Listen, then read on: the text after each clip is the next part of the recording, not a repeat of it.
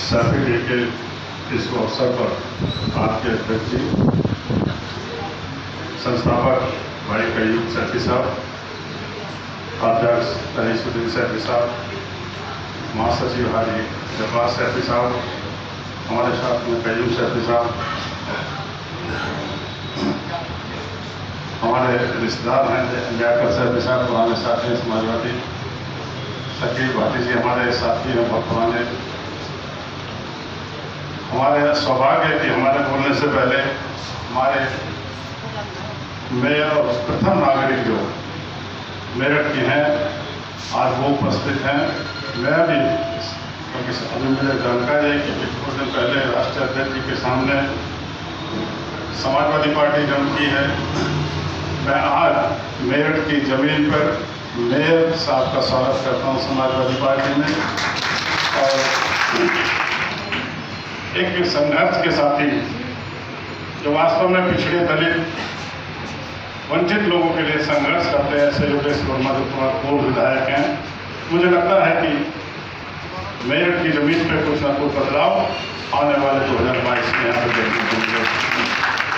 सैफी समाज के मेरे सभी सम्मानित बुजुर्गों, नौजवान साथियों, बंधुओं, मैं अपनी वाणी प्रारंभ करूँ, कुछ कहूँ उस समाज से जो हिंदुस्तान को आगे ले जाने का काम करता है। उससे पहले क्योंकि हम दिल्ली की तलहटी में रहने वाले लोग हैं, आज की परिस्थिति में जिस तरीके से 300 किसान शहीद हो गए, जिस तरीके से अभी 2 दिन पहले 24 हमारे नौजवान शहीद हुए हैं, मैं आज सैफी डे पे आज सैफी समाज के बीच में उन सबको नमन करता हूँ।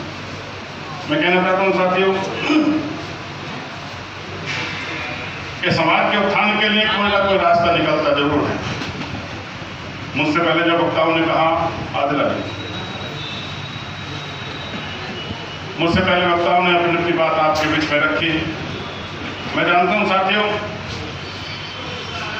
कि बिना शिक्षा के कोई भी समाज आगे नहीं जा सकता। ये बात मैं इसलिए कहना चाहता हूं, समाज से करना चाहता हूं बात, जो पूरे के पूरे योगेश भाई एक प्रदेश नहीं पूरे देश को एक मैसेज दे सकते हैं समाज के लोग। उस समाज से बात करना चाहता हूं जो समाज वास्तव में हम लोग जहां पर शांति की बात करें, ये वो समाज है जहां पर शांति देखने को मिलती है और शांति से विकास के रास्ते निकलने को मिलते हैं। ये वो समाज आज सामने बैठा है। मैं उस समाज से बात करना चाहता हूँ। मैं जानता हूँ कि आप अपने हाथ के कारीगर हैं, मैं जानता हूं कि अपनी मेहनत से आपने हिंदुस्तान को आगे ले जाने का काम करा है, लेकिन आज जो योगेश भाई जी ने कहा, यकीन करके माना परिस्थिति बहुत विपरीत चल रही है।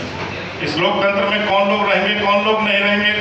इस लोकतंत्र में 85% वो वर्ग जो पिछड़ा है, दलित है, गांव का है, देहात का है, वो जीवित रहे, हो पाएगा नहीं पाएगा, ये वो चर्चा इस समय चल रही है। और इस लोकतंत्र में ये आवश्यक है कि हमें वो चर्चा करनी भी चाहिए। मैं जानता हूँ कि इल्म के जानकार यहाँ पर बैठे हैं।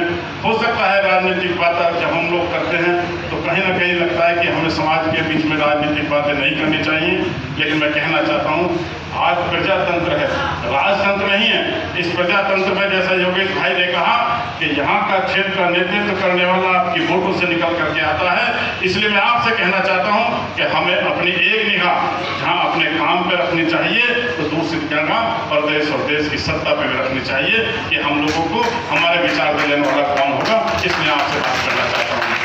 एजुकेशन की बात हुई थी, मैं कहना चाहता हूँ पूरी जिम्मेदारी से मैंने कहा कि इल्म के जानकार बहुत यहाँ पर बैठे हैं।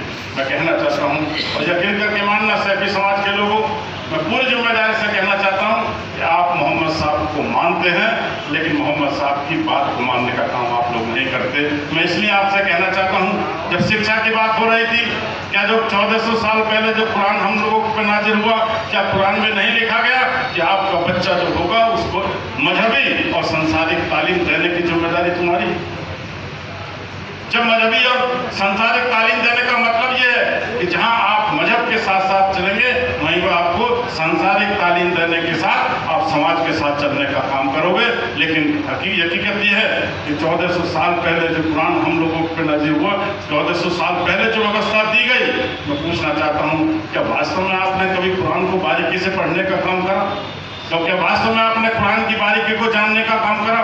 क्या वास्तव में कुरान के अंदर जो व्यवस्था दी गई है क्या उसको आपने जानने का काम करा? मैं ये बात इसलिए कहना चाहता हूँ, मैं जानता हूँ कि अरबी में कुरान शरीफ लिखे हुए हैं, लेकिन मैं पूछना चाहता हूँ, हमारी मातृभाषा हिंदी है, हमारी मातृभाषा उर्दू है, आज तो अनुवाद भी उसमें होता है। 1400 साल पहले जो व्यवस्था कुरान में दी गई है, मैं विश्वास से कहना चाहता हूँ आज भी एक एक शब्द अगर उसका पढ़ने का काम समाज के लोग करें तो हिंदुस्तान को, पूरी दुनिया को आगे ले जाने का काम हो सकता है। लेकिन दुर्भाग्य है कि हम लोग उसको पढ़ने का काम नहीं करते। हम लोग यकीन करके मानना, हाफिज आपके बीच में आएंगे उनको पढ़ लेंगे, लेकिन क्या आप मौलाना जो आपको बताएंगे क्या कुरान आप नहीं पढ़ सकते? क्या उसका तर्जुमा आप नहीं कर सकते? आपको अगर अरबी भाषा में नहीं समझ में आ रहा तो उर्दू की भाषा में तर्जुमा उसका है, हिंदी की भाषा में तर्जुमा है। मैं कहना चाहता हूँ ये व्यवस्था दी गई थी आज से लगभग 1400 साल पहले कि किस तरीके से हिंदुस्तान में पूरी दुनिया के लोग कैसे चले और कैसे तरक्की कर सकते हैं। इसलिए आपसे कहना चाहता हूँ आज विपरीत परिस्थिति है। मैं कहना चाह रहा था आपसे कि आज वास्तव में आज बहुत विपरीत परिस्थिति इस देश के अंदर चल रही है। लोकतंत्र के अंदर ऐसा कभी देखा नहीं गया, लोकतंत्र में आज तक ऐसा नहीं हुआ कि जिस तरीके से बदले की भावना से नाम पूछ करके यहाँ पर कौन क्या चीज खाएगा, यहाँ पर कौन चीज क्या पहनेगा, उसका फैसला आज प्रदेश और देश में बैठे हुए लोग कर रहे हैं। इसलिए आप लोगों पे और हम पे जिम्मेदारी ज्यादा बन जाती है। इसलिए आपसे कहना चाहता हूँ आज सैफी डे के अवसर पर मैंने सभी साथियों के अपने विचार सुने। यकीन करके मानना, लोगों के दिल में दर्द है कि वो अपने बच्चों को, समाज के लोगों को पढ़ाने का काम करें। लोगों के अपने दिल में दर्द है कि हम किस तरीके से ये दहेज का जो प्रूफ हम लोग को चल रहा है वो कैसे समाप्त हो जाए। मैं कहना चाहता हूँ कि दहेज खत्म हो जाएगा अगर आप अपने बच्चों को शिक्षा देने का काम करेंगे। तो यकीन करके मानना, आपके समाज के लोग आपके बच्चे को मांग करके ले जाएंगे कि हमें पढ़ा लिखा बच्चा मिल रहा है, ये बच्चा पढ़ेगा। यकीन करके मानना, वो बच्चा वो बच्ची अगर शिक्षा देने की बात अगर नौजवान को करते हो, बच्चे को करते हो, और उसके साथ अगर आप बच्ची को शिक्षा देने का काम करते हो तो एक परिवार नहीं, दो परिवार शिक्षित होते हैं। जो बच्ची बाप के बीच से पढ़ के जाएगी और जब जिस परिवार में जाएगी उस परिवार को पढ़ाने का काम करेगी तो आप लोगों का समाज बहुत तेजी से शिक्षित होगा। और याद रखना, जो समाज शिक्षित होगा वो कभी किसी क्षेत्र में मार नहीं खा सकता। मैं जानता हूँ कि जिस तरह के आपके हाथ कारीगर हैं, आज परिवर्तन का जमाना है, आज नेचर में परिवर्तन की बातें चल रही थी। आदरणीय शर्मा जी ने भी कहा कि परिवर्तन होना चाहिए। मैं आपसे कहना चाहता हूं कि अगर आपका बच्चा पढ़ करके अगर ये आपके काम को लेकर आगे चलेगा तो वो सुंदर काम बनाने का काम करेगा कि आपका बच्चा पूरे उत्तर प्रदेश नहीं पूरे देश में नाम करेगा। इसलिए आपसे कहना चाहता हूं कि हमें सैफी डे के अवसर पर हमें ये क्या जिम्मेदारी हम लोगों को लेनी चाहिए। मैं गाजियाबाद से जब चला तो ईमानदारी के साथ में हमारे लियाकत भाई यहाँ पर हैं, कयूम भाई यहाँ पर हमारे साथ में थे। हमारे रिश्ते हैं सैफी समाज से, और आज से नहीं, गाजियाबाद की धरती पर, बुलंदशहर की धरती पर सैफी समाज का कोई ऐसा नौजवान, कोई ऐसे बुजुर्ग नहीं होंगे जिससे मेरे पारिवारिक रिश्ते ना हो।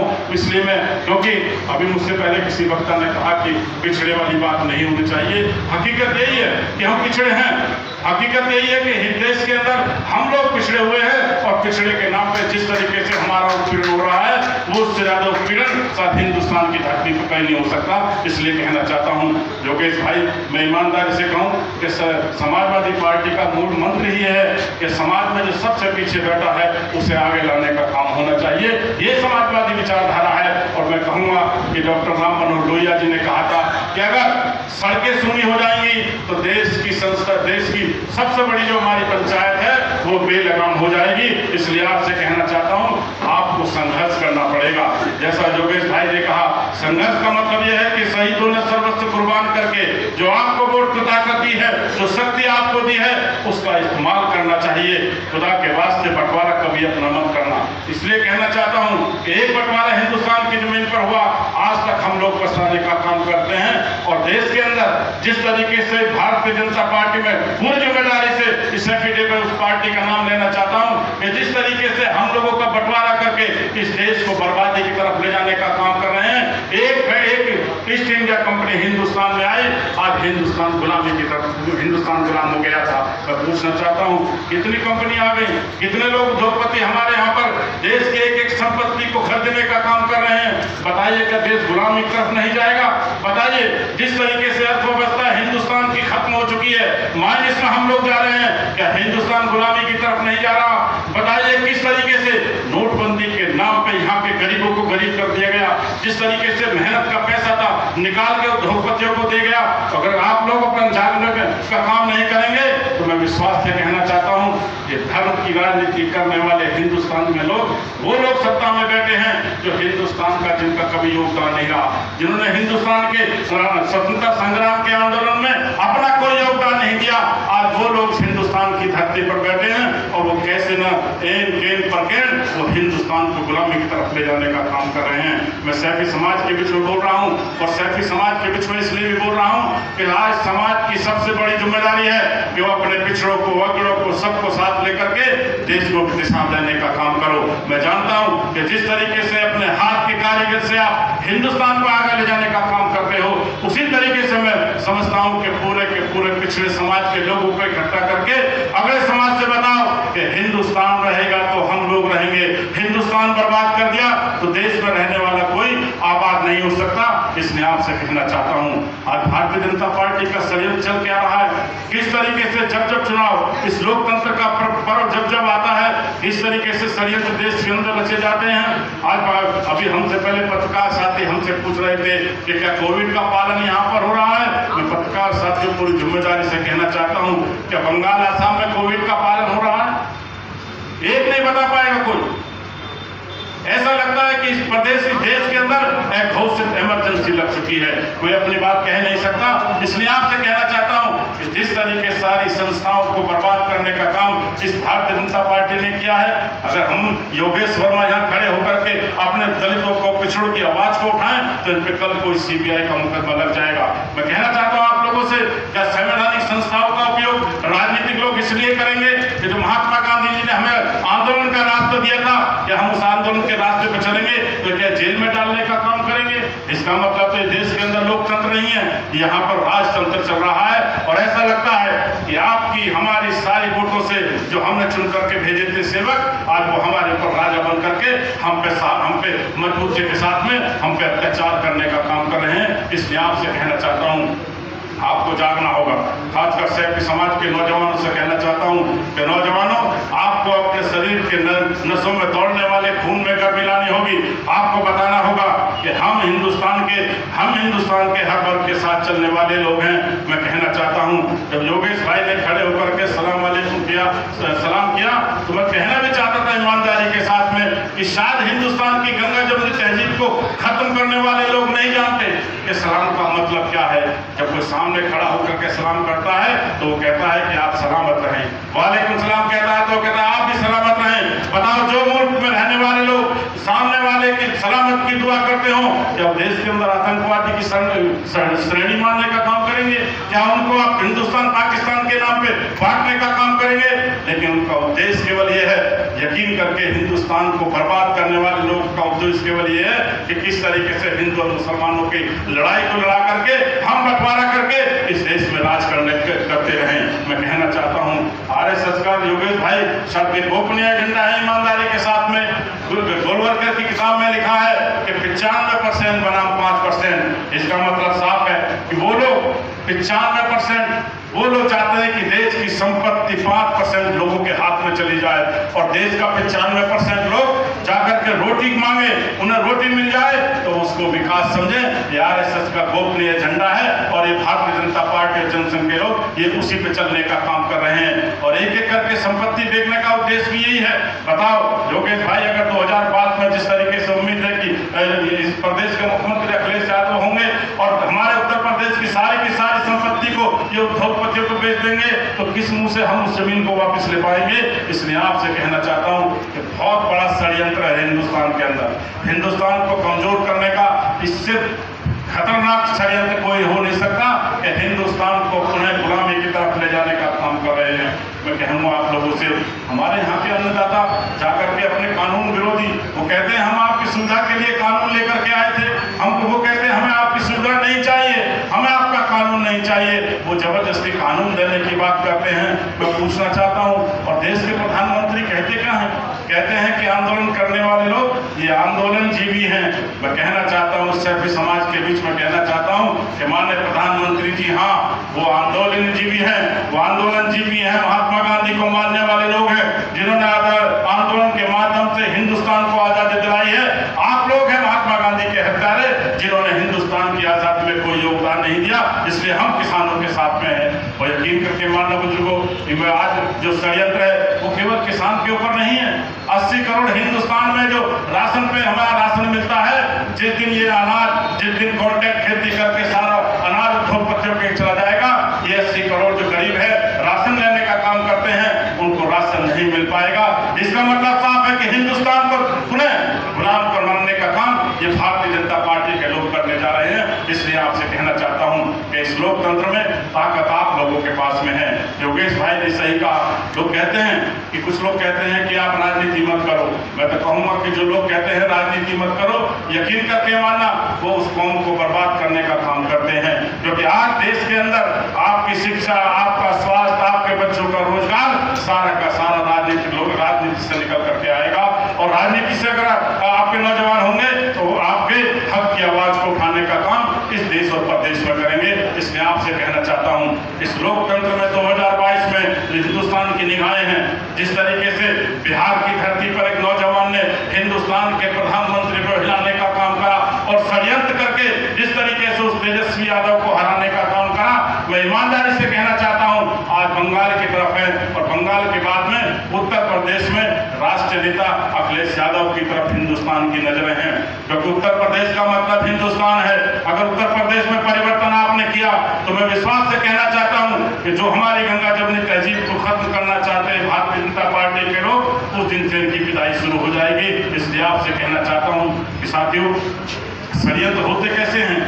हमारे योगेश भाई, हमारे अखिलेश यादव जी ने 18 लाख लैपटॉप दिए थे उत्तर प्रदेश के नौजवानों को कि ये आधुनिक शिक्षा सीखेंगे तो जाकर के प्रदेश और देश में तरक्की करेंगे। ये अखिलेश यादव है जिसने उत्तर प्रदेश में 60 लाख बुजुर्गों को 500 रुपये महीना, मतलब कि 6,000 रुपये महीना 60 लाख लोगों को देने का काम करा। और ये भारतीय जनता पार्टी के लोग हैं जो उत्तर प्रदेश में 30 लाख किसानों को सम्मान योजना के नाम पे बोलते हैं कि हम 6,000 रुपए दे रहे हैं। प्रस्तुतिकरण देखो इनका दूषित प्रचार देखो कि अखिलेश यादव ने 60 लाख लोगों को 6,000 रुपए साल दिए, तो उसकी चर्चा कहीं पर नहीं है। और ये यहाँ पर 30 लाख लोगों को 6,000 रुपए देते हैं तो कहते हैं कि हम किसानों को सम्मानित देने का काम कर रहे हैं। मैं पूछना चाहता हूं कि आज हो क्या रहा है देश के अंदर। आप सम्मान देने की बात करते हैं, हमसे नेपाल खरीदता है तेल खरीद के 59 रुपए लीटर बेच रहा है नेपाल में, और हमारे देश के अंदर यहाँ पर हम 90 रुपए लीटर तेल खरीद रहे हैं। मैं हैरान हूँ। 350 रुपए का सिलेंडर मिलता था यहाँ पर, तो ये चिल्लाते थे गला फाड़ के यहाँ पे मेरठ की जमीन पे कि हम सिलेंडर बहुत महंगा हो गया और 850 रुपए का मिल रहा है तो इनका गला सूख गया होगा। मैं कहना चाहता हूँ आप लोगों से, ऐसा षड्यंत्र हो रहा है देश में कि 70 रुपए किलो की दाल 120 रुपए में बिक रही है। मैं पूछना चाहता हूँ महंगाई कहाँ जाएगी। एक बेटी की शादी करने के लिए अगर आप लोग जाओ तो 52,000 रुपए तोला आपको सोना मिलेगा। मैं हैरान हूँ कि किस तरीके से गरीब की कमर तोड़ने का काम हो रहा है। एक तरफ उसके उत्पादन को सस्ते में लेते हैं ये लोग और दूसरी तरफ उसके इस्तेमाल करने की चीजों को महंगी करने का काम कर रहे हैं। और जो लोग महंगी कर रहे हैं वो थले पे बैठ के तो बताएंगे कि भारतीय जनता पार्टी बहुत अच्छी है। इसलिए कहना चाहता हूँ आपसे कि आपको जागरूक होना पड़ेगा, आपको अपना संगठन बनाकर रखना होगा। इस लोकतंत्र में शक्ति ताकत आप लोगों के पास में है। यकीन करके मानना बुजुर्गों, नौजवान साथियों कि सैफी डे सार्थक जब ही हो पाएगा ईमानदारी के साथ कि हम अपने अगर समाज के नौजवानों को शिक्षित बनाना चाहते हैं, अगर हम अपने समाज के बच्चों में अच्छे स्वास्थ्य की व्यवस्था करना चाहते हैं, और अगर हम अपने समाज और देश के लोगों को अच्छा रोजगार देना चाहते हैं, तो हमें प्रदेश और देश के अंदर ऐसी विचारधारा की सरकार लानी होगी जो आपके कंधे से कंधा मिला करके चलने का काम करे। इस उम्मीद के साथ कि आज का जो सेल्फी डे है मैं सार्थक इसलिए भी कहना चाहता हूं कि आज जो समाज यहाँ पर सामने बैठा है वो योगेश भाई मुझसे ज्यादा आप जानते हैं। ये मैं समझता हूँ कि मेरठ की ग्रीन है।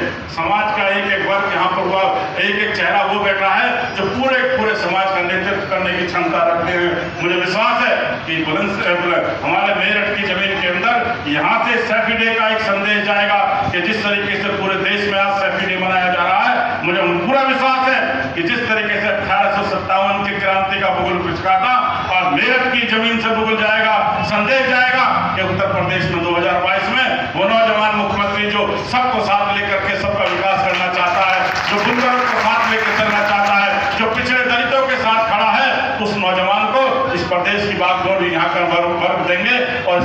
खुशहाली की तरफ ले जाने का काम करेंगे। मैं अंत में केवल सैफी समाज के लोगों का धन्यवाद करना चाहता हूं कि उन्होंने मुझे बुला करके अपने समाज के लोगों के दर्शन कराने का अवसर दिया, अपने बुजुर्गों के दर्शन कराने का अवसर दिया, और जो आपने मुझे बुला के मेरा सम्मान किया है, मैं हृदय की गहराई से आपका धन्यवाद करना चाहता हूं। और इस विश्वास के साथ मैं कहना चाहता हूं कि सैफ समाज के लोगों से कि आप जब कभी भी आवाज दोगे, जितेंद्र यादव आपके साथ हर उस काम में जो मानवता के लिए होगा, जो समाज के लिए होगा, कंधे से कंधा मिला करके आपके साथ चलने का काम करेगा।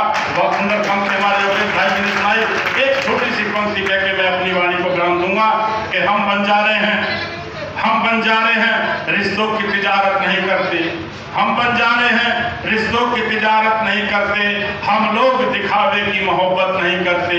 आज जीतना है तो जीत ले मैदान में हमको, हम अपने कबीले से बगावत नहीं करते। बहुत बहुत धन्यवाद। जय हिंद, जय समाज। बहुत अच्छा।